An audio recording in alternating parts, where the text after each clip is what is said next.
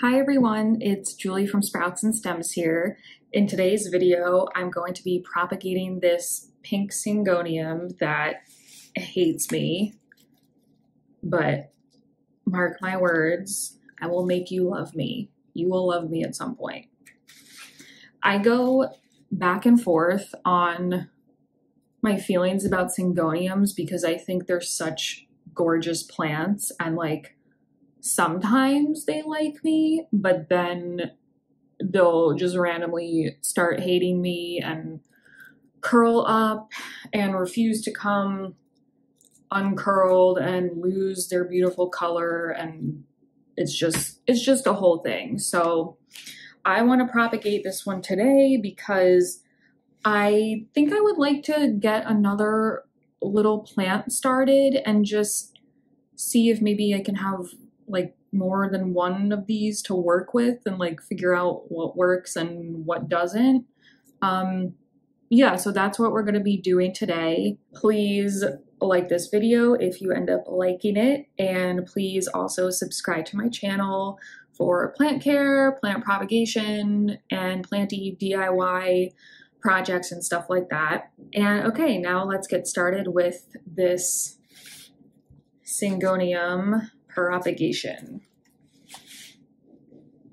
So I just finished filming this neon pothos propagation video that's going to go up before this one. So I have this propagation station already all set up here, and I don't really have a lot of areas where I can take cuttings just yet on this Syngonium, so I might literally just be taking one cutting and I'll just stick it in one of these with this neon pothos. I'm pretty sure that the reason why the leaves are all curled and unhappy and refuse to open is because a lack of humidity situation.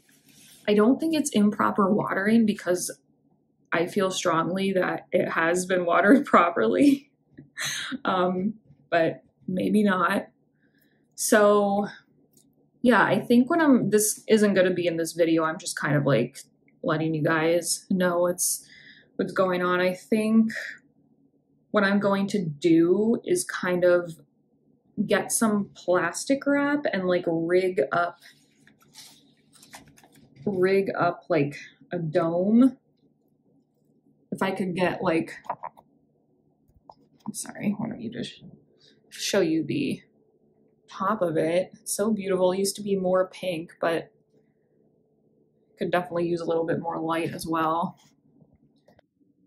Oh my gosh, I keep accidentally stopping the recording and it's really starting to annoy me / freak me out because I don't notice it and I keep talking. So I got a new phone a month ago, but my hand is still getting used to it. So every time I pick up the phone to show you guys something on top, I just pick it up to show you just the top of this plant, the recording stops. So I think I'm hitting a button and not realizing it.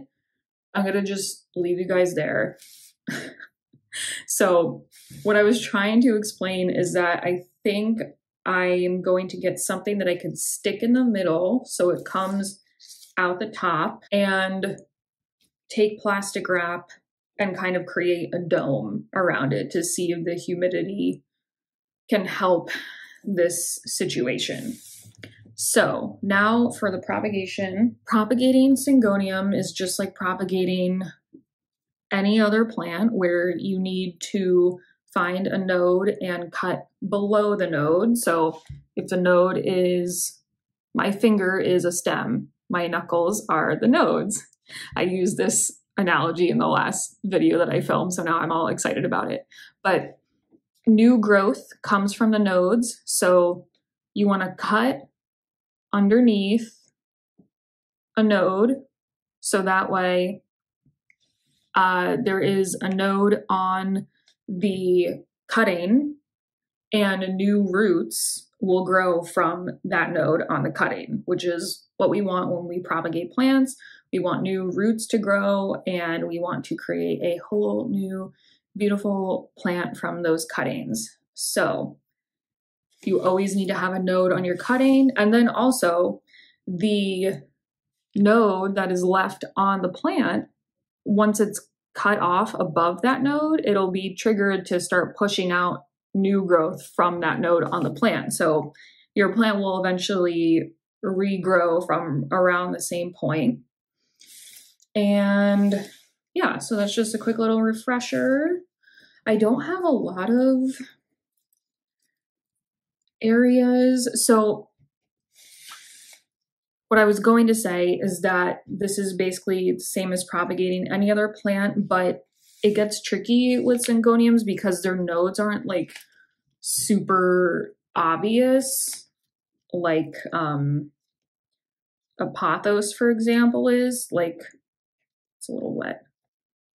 There's a clear node that I cut just below, and they're easy to find along a pothos vine or a philodendron or some other plant like that.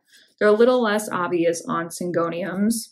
So when syngoniums are still, they might have a lot of leaves, which makes it seem like there should be enough nodes, but it's just, this is just kind of what they do. They grow a lot of leaves all in like a bunch, but the main stem isn't necessarily like grown much yet. So it might be deceiving. Like, you might think these are 3 small plants in here, but they look like there's a lot of leaves. So it's like, well, where the heck are all the nodes? But okay. I've identified, I'm looking through the forest and I have identified. All right, I'm gonna pick up the camera again. I'm gonna stop and then start filming, and then I'm gonna pick up the camera. So I wanted to show you, there's this one right here. See how there's all these, like, there's a whole bunch of leaves, but like, this is the main stem. That's a node. That's a node. Nodes are where new growth comes from. So if you see like new leaves growing out of the stem, that's a node. And same thing with this one. There's even a little tiny aerial root right there. Node, node, node, node. And this one is still kind of small, but yeah, you get the idea. Not to ramble, but I just wanted to show you that really quick, and now I'm gonna flip you around again. Okay, I've identified a chunk, if you will, a section of stems that I am going. Okay. It's always a little nerve-wracking when you have such like a special pretty plant like this to take cuttings, and then it's like, well, the plant hates me anyway, so like what's the use of like not doing anything with it? Okay, so here, see, this is a really good example. It's refusing to focus on this, but you could still see how there's a whole bunch of nodes on this one little chunk of stem. Yay. And now, like I said before, you can't really see it here. I cut off here, so now the plant is kind of like triggered to now like, oh my gosh, like I just lost a piece of my stem. Let me start putting out new stem. That's exactly how it thinks. So eventually there'll be a new little stem that sprouts up and will hopefully replace this. These 2 lowermost leaves did fall off when I cut, and I took this leaf off because it was like way at the bottom. So you can peel like some of the bottommost leaves off. That's definitely okay to do. I'm doing water propagation today. I really like water propagation. You can definitely also propagate in potting mix. You can propagate in sphagnum moss, potting mix. There's a multitude of media that you could propagate in. and today we're just using water. If you propagate in a dry medium, like potting mix, you just want to make sure that the potting mix stays consistently moist because moisture is helpful for root development. And you want to keep the cuttings in bright and direct light. Yeah, make sure the nodes are actually like underneath the water or the potting mix so that they can grow roots. And I'm probably going to post this in a few weeks, and hopefully this takes root and I have an update to show you by then. So yeah, I'll say goodbye for now, and I will talk to you guys soon. Okay, so it is now it's just over a week later after I filmed that. I know I said a couple weeks, but just over a week later, and my little plant table here, there's the mother plant right there. I've been fertilizing it these past few weeks, and it does seem like some of these leaves that just refuse to open are doing a little better now, but you know, we'll see. So here is the cutting along with two other cuttings that I recently propagated, but here is that Syngonium cutting. And let me see, where can I put you to get a better view? Hold on one moment. So the lighting is a little, isn't the best lighting, but I think you can still, just for the purpose of showing you the progress so far. It's so interesting to see how roots look on different plants. Like these are clearly thick, bigger roots, and compared to,